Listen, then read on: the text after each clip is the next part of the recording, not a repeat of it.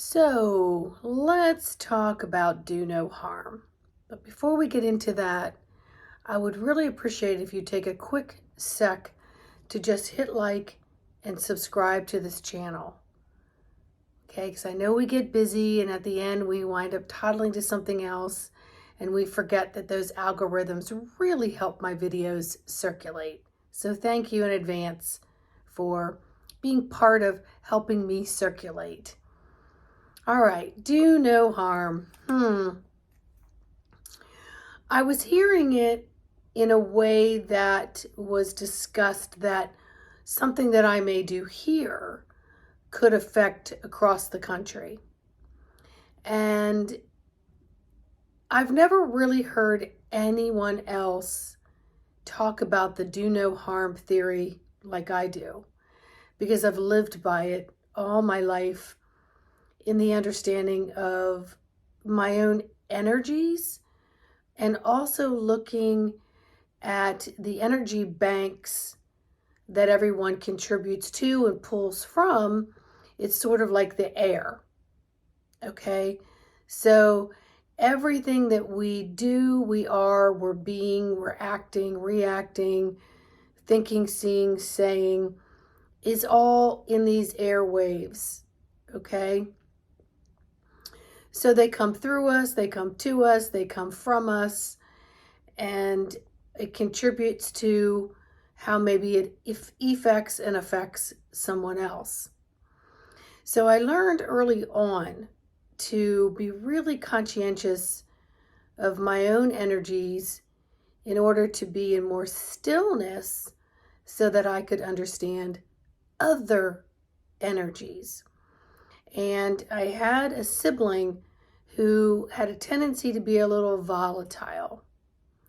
And so I was never scared, but I did want to save myself from the flying fist or temper tantrum or loud noises or banging. So in order to do that, I would learn to tune in to what was happening, whether I was in the sibling's personal space or I was across the room, and then I learned to do it before I even entered the house. And especially in the car, when you're locked in the car and you're not allowed to fight because no matter what happens, your mom says it's both your faults. So kind of wanted to stay out of that, but it took me many years of being in it and being the recipient of not very pleasant behavior. And so I learned as this young child how to work with that as I grew older. So I really learned to respect my own energy and what I was taking into the presence of other people's energies, their rooms, their homes, in a car, at school, work, play, whatever it was. And this helped me understand how not to get sucked in to the vortex of maybe someone else's unpleasant energies that may have taken me into maybe reacting and acting out of character because I would get sucked up in someone else's bandwidth. So in learning this through myself, I began to have, as I got older, much more reverence and respect for it.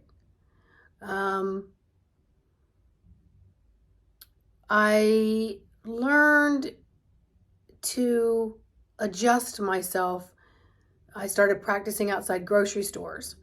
So if I pull up in my car, I would do this little ritual for myself of protecting not only myself, but to be very clear with my energy so I didn't take anything that I may have been going through into that grocery store. So I would align my energy, and then I'd park far away from the door, and as I would walk towards the door, I would resolve and dissolve taking anything into this grocery store that might add to the calamity of what else was going on in there. So then once I would enter the door, I would just have a neutral to a smile face, and especially through my eyes, that I would emanate loving energy. So it didn't mean I was always successful, because I would come across people that were snarling or grabbing at the same apple or banana or broccoli or something on the shelf that I might be, and but that's okay.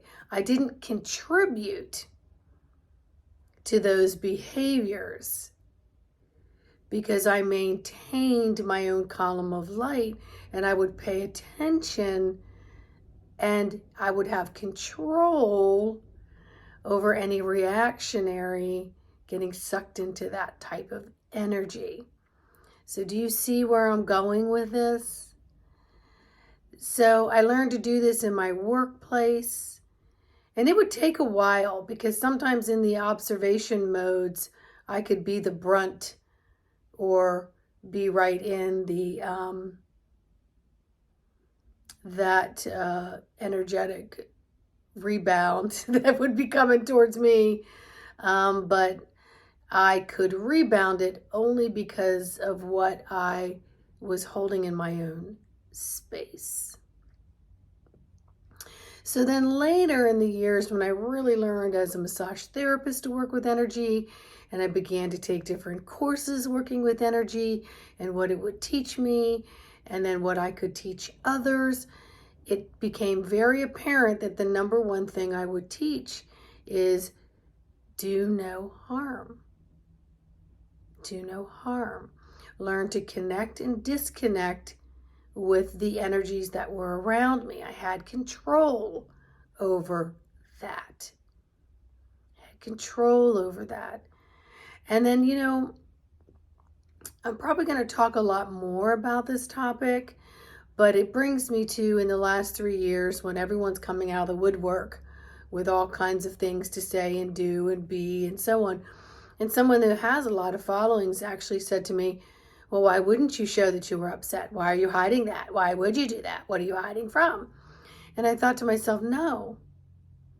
It is unfair of me to take my upsetness or something that I'm going through into a room full of other people who are innocent of what it is that I'm going through, because now I'm using that as a dumping ground. It's one thing when you have friendships or relationships where you can share certain things.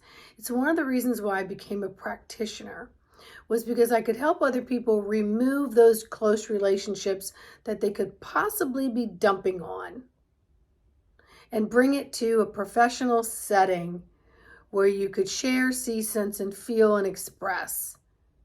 And I wasn't going to absorb it. And I wasn't going to feel the need to rebound and fix it. I can only use the tools as a neutral third party to a situation that could help you unfold, unwind, untwist whatever it is that you're wrapped up in.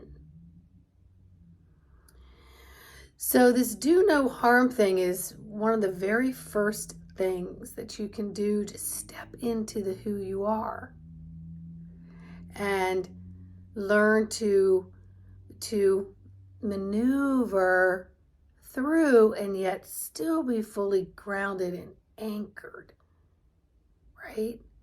And then whatever it is you might be absorbing in these situations, you're not going out dumping in the woods. If anyone's been following me, you know I say don't go shit in the woods. Don't go take all that stuff, crap it all out there in the woods and say, okay, trees and whatever, filter whatever I can't handle.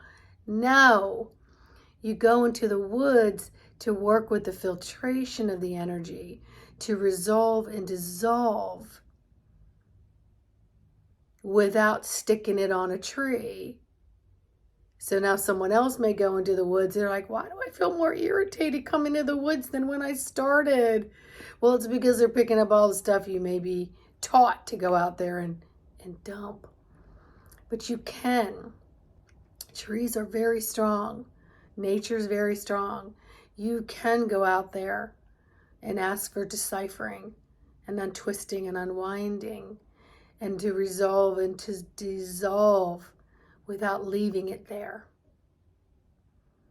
You can come out and use the expression, I left it all there, but you left it all there with the due diligence of dissolving and resolving those block chains of dense energies that you may have been carrying around that seem like a lot on the physical, mental, spiritual, etheric, and emotional bodies. Okay? Because we all have our own mixed bag of crapola that we're carrying around. And we have a tendency, unbeknownst to ourselves or beknownst to ourselves, to just take our freaking bad moods and out on everybody else. And that's just wrong. That is doing no harm. Rule number 1, do no harm. Okay? And so, without trying to get really deep into absolutely it affects your neighbors, your community, the adjacent communities, and communities that may be another state over, another ocean over. It absolutely does affect that because we are all in one collectiveness. So you'll also hear me talk about if something comes across my plate and I'm like, okay, is this mine or is this not mine? Well, it must have some kind of symbolic chord if it's hitting mine. So it has to have something on me that it's triggering or bringing up something. I can say, this is not mine. I want to do it. Or I can say, okay, obviously this is being brought to me.